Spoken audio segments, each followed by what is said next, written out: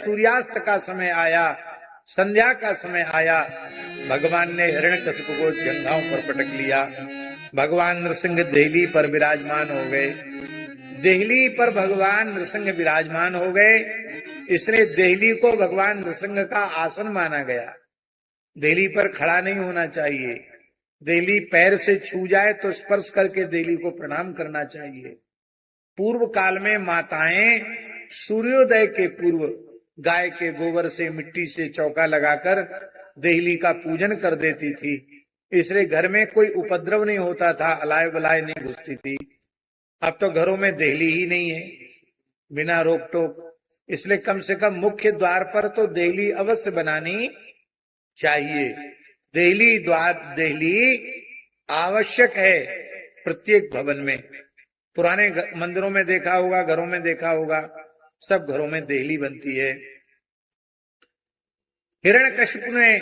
हिरण्यकशिपु को जंघाओं पर पटक कर भगवान ने कहा, अरे दुष्ट, तूने वरदान मांगा था कि मैं ब्रह्मा जी की बनाई हुई सृष्टि के किसी प्राणी के द्वारा न मारा जाऊं। बोल, ब्रह्मा जी की सृष्टि में मेरे जैसा प्राणी तुझने कोई देखा है?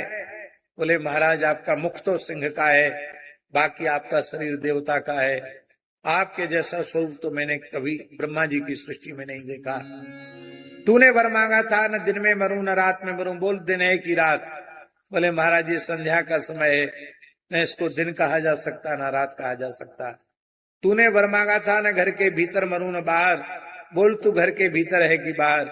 बोले देहली न भीतर होती न बाहर, बीचों बीच होती है।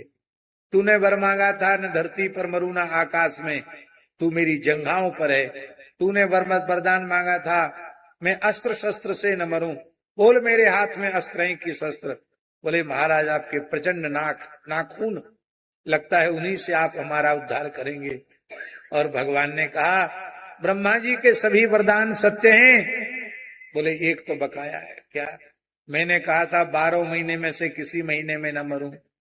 भगवान ने कहा, तुम्हारे लिए हमने 13वां महीना बना दिया, पुरुषोत्तम मास। उस समय अधिक वैशाख मास था। बोले, ब्रह्मा जी के सब वरदान सत्य हैं? बोले, हाँ सत्य हैं। पुरुषोत्तम मास अभी जेठ में आने वाला है, इसका बड़ा महात्म्य है। पुरुषोत्तम मास में कोई भी सत्कर्म हजारों गुना हो जाता है, अनंत गुना हो जाता है। कार्तिक मास में जो दीपदान की विधि है, वो दीपदान का पुण्य अधिक मास पुरुषोत्तम मास में 1000 गुना बढ़ जाता है, इसलिए अभी अधिक